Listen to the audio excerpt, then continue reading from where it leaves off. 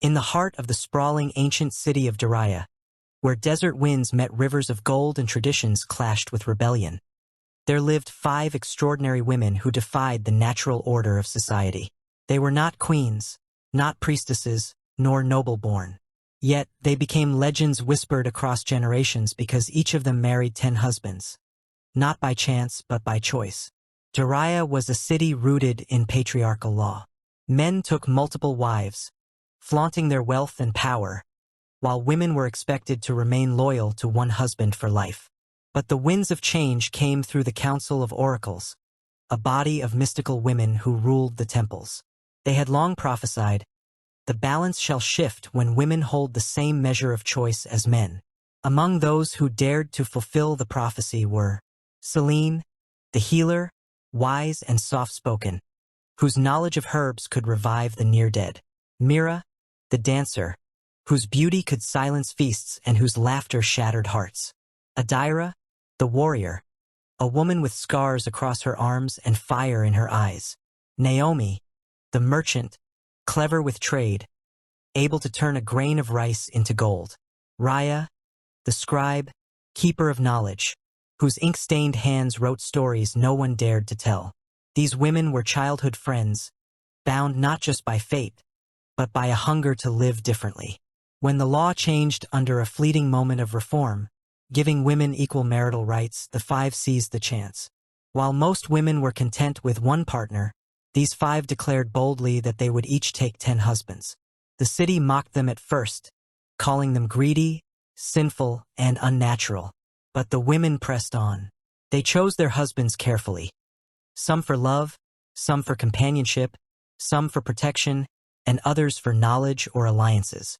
Selene's husbands included a poet, a farmer, a soldier, and even a physician who taught her deeper healing arts. Mira married men of diverse lands, an artist, a prince in exile, a wandering sailor, each drawn to her like moths to flame. Adira chose warriors, hunters, and blacksmiths, turning her household into a fortress. Naomi built an empire by marrying merchants from 10 great trade routes, securing wealth beyond kings. Raya bound scholars, philosophers, and teachers, making her home a living library. Their lives were far from simple. 10 husbands under one roof meant rivalries, jealousy, and endless trials. There were nights when swords clashed between men, mornings when silence echoed louder than words, and moments when the women themselves doubted the burdens of their choices. But the 5 wives were clever. They built rules. Each husband had his own chamber, his own day, his own role in the household. Love was shared, but respect was demanded. And slowly, the chaos turned into rhythm. Within a decade, these women were no longer mocked but feared and admired. They had armies, fortunes, knowledge, and influence spread through their husbands' networks. The 5 friends became a sisterhood of power, shaping Daraya in ways no one expected. Selene opened healing sanctuaries across the kingdom. Mira funded the arts and built theaters that told women's stories. Adira trained women in combat, raising the first female battalion. Naomi created trade guilds where women could own businesses. Raya wrote histories that preserved their journey for future generations. They became known as the wives of many husbands. But power never comes without enemies. Not all husbands remained loyal.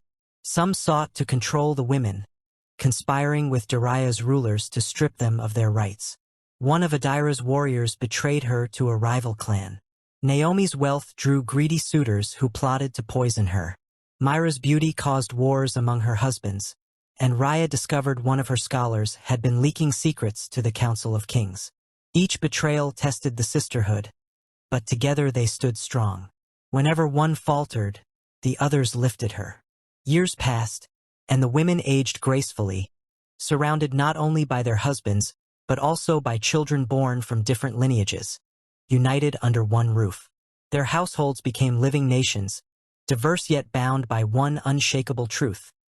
Women could command loyalty, love, and respect just as men had for centuries. When they died, they were buried side by side in the Valley of Eternal Blossoms, each tomb guarded by their 10 husbands, men who had once belonged to them in life, and in death became eternal sentinels. Their story traveled far beyond Daraya, carried by traders, sung by poets, and etched in stone.